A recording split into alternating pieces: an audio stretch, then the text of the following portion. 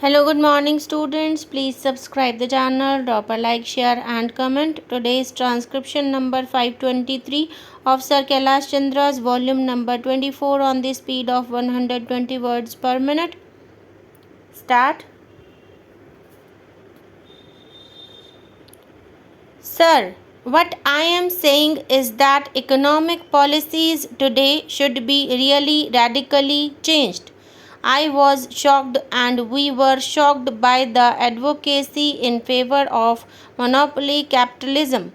No wonder Mr. J.R.D. Tata and Mr. K.K. Birla and others are making statements acclaiming your economic policies.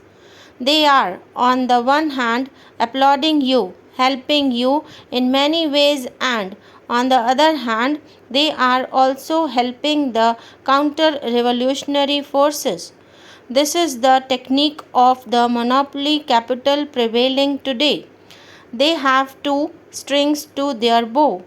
They want to build forces in the opposition and build forces within the government so that, in the bargain, it is they who gain and the nation suffers.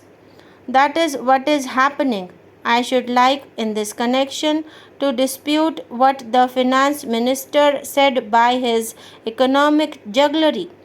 No amount of economic jugglery will hide the facts of life.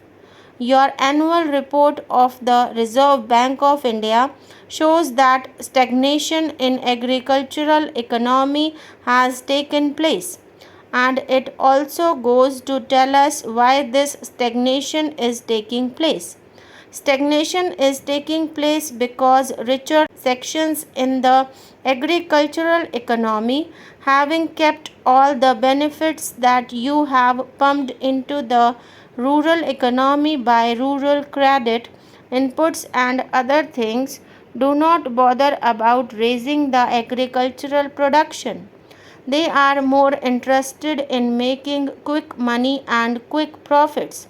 They are interested in exploiting the agricultural laborers and other sections of the toiling peasantry and in making money by speculation and hoarding, which, of course, is helped by certain policies of the government. As a result, and because of the patronage that you received from the big people in the rural areas, you are not in a position today, not even in this budget, to tap the resources, savings in the rural sector of the economy generated by heavy investment of nearly rupees 6,000 crores. That is why you do not adopt measures for tapping resources through agricultural income tax, whereby you could easily get 1,000 crores of rupees. And if you had got that money, it would not have been necessary for you to raise the excise duty to the level of rupees 3,000 odd crores. In the industrial sector, what do we see?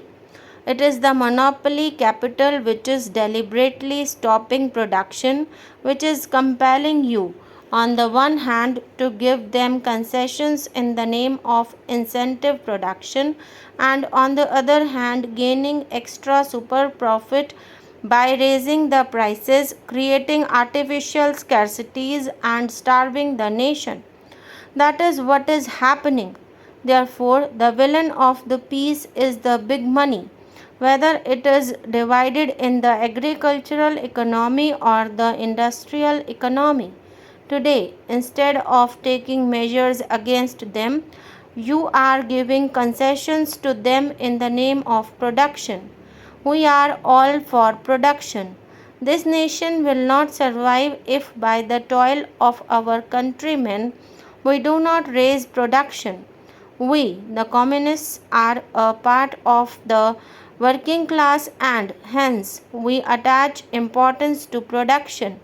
Production is the article of faith with the working class of our land and of all countries.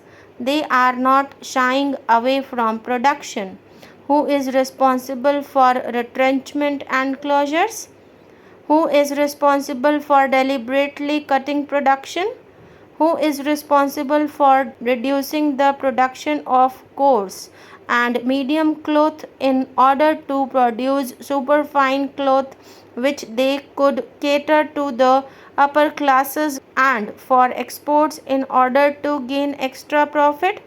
Has it been seen how the production of coarse and medium varieties of cloth and articles of mass consumption by the common man has been deliberately and systematically reduced by the monopoly class with a view to creating scarcity and making money out of the privations of the common man?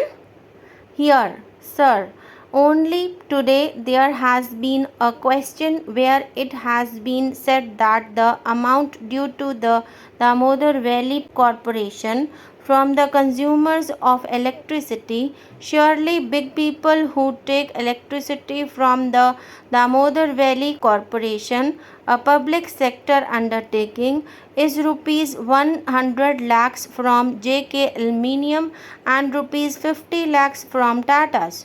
These are the two monopoly concerns here. They are owing you money and you do not collect. It is they who are in arrears of income tax. Their gross income tax arrears come to rupees 800 crores, out of which effective arrears would come to about rupees 400 crores, out of which again the share of the monopoly houses in the matter of tax evasion is more than rupees 300 crores. What are you doing to them? It is they who by under invoicing and over invoicing make money and deny you your foreign exchange resources. It is estimated by competent economists that these people are cheating you to the tune of rupees 1000 crores annually. It is very massive amount. What action has the government taken to recover this enormous source of income?